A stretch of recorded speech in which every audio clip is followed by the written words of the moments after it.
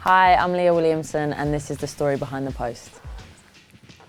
Big one, being made captain. It's actually funny, I had concussion at this time, so I really wasn't on my phone very much, so I literally posted this and just let it sit for about a week until I was allowed back on my phone.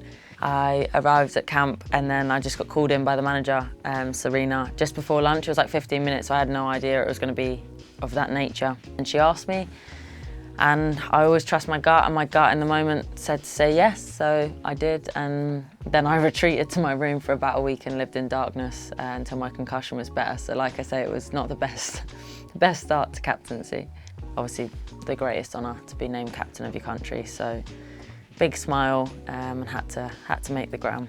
Signing my contract for Arsenal, extending, my mum, my dad there. My dad's actually a Spurs fan, but it's a big moment for me, so yeah, coming together. It's where I love and my home, basically. European champions, what dreams are made of.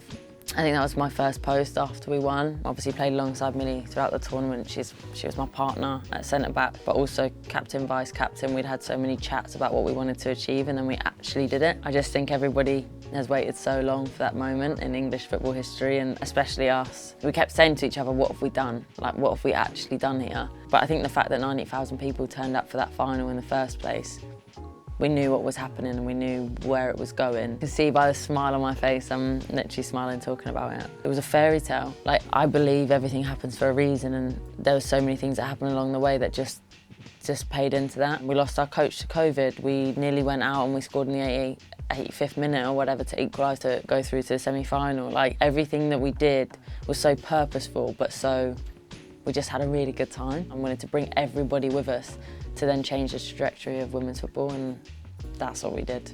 I love this photo. We won the Euros, we came home and we had a bit of a homecoming at one of the men's games, so we went around the stadium at Arsenal. But yeah, loved what I did with England, but also loved my club, and going home there and being celebrated for what we did was really, really nice. Well, obviously amongst teammates, especially back at Arsenal, you've got different nationalities, but everyone really understood what we'd done, like winning the tournament in our country and how we'd changed the scale of women's football. And when I look back to it, I'm really, really proud as I was in the moment, which is, it's nice to know that I lived it and really took it in at the time, but to look back on it is also pretty incredible.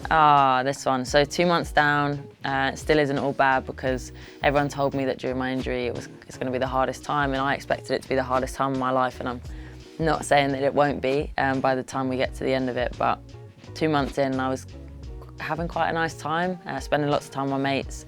This is Dan that I used to play with at Arsenal, and Jen, one of my teammates. I adore them both. So yeah, just kind of taking a break from the rapid lifestyle that we live as footballers, and just enjoying a bit of life whilst I can't be on the pitch. And we're on 4 months now, so we're slowly chipping away at it. But I've been lucky so far, not to say that I won't have bad luck, so to speak. There's so much that can go wrong, but I've chosen to look at it as what can go right and what is going right, and right now, like I say, we're in a great place. The worst part about it for me was I just couldn't get over the fact that I had to do something that I didn't want to do for the next 9 months. All I want to do is play football, and all I'm not able to do is play football. So, you know, everyone's journey is different. I don't compare myself to anybody else or what anybody else did. It's good to get advice, but you know, everyone's body is completely different, and just respect it and respect yourself. If you have bad days or you feel sad, you're allowed to do that. That's okay. Gimme, gimme, gimme. This is my Halloween outfit last year. It's Jonathan Ross's party. Got the +1 invite, went with my mate Alex, so yeah. I used to watch Gimme, Gimme, Gimme when I was growing up, and loved it until I wasn't allowed to watch it anymore because of the bad language. My mum stopped me. So a tribute, so to speak, to Lydia Hughes. This is nice. So I've just been to Australia. My brother lives there, and I couldn't go until a certain time because I had an appointment for my knee. So when I did get time, I got the good bit of the tournament, the back end. So I flew into Sydney so we could be fans for a game, an England game, which I'd never get the opportunity to watch with them.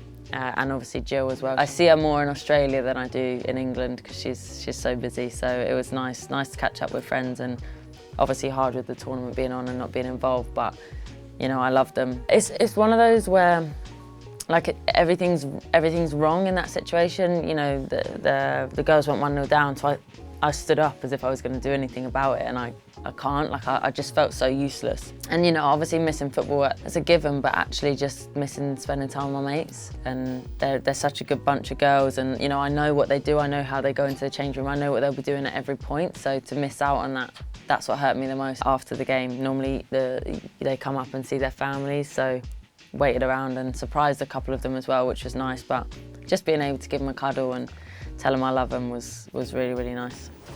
This is my video. I bought an old school video camera. These are some of the best bits of the last couple of days of the season. I think it's cool to show a different side to people, and we video so much on our phones, but what do we actually do with it? Or we take pictures. But actually to have something where nobody could see what I was doing and it wasn't going on social media straight away, I think it's quite nice to look back and just have moments where you reflect on things. And I think the fans like that as well, because they see us as being human, basically. Arsenal and England were teams where we're really, really close and actually quite like spending time together, which is fortunate since as we spend so much of it. But at Arsenal we'd had such a hard year with so many of us getting injured and just really, really bad luck. So you can see how much we all just kind of vibe off each other. And I think if you see the number of people that actually make the video, it shows how everyone's a part of it, really.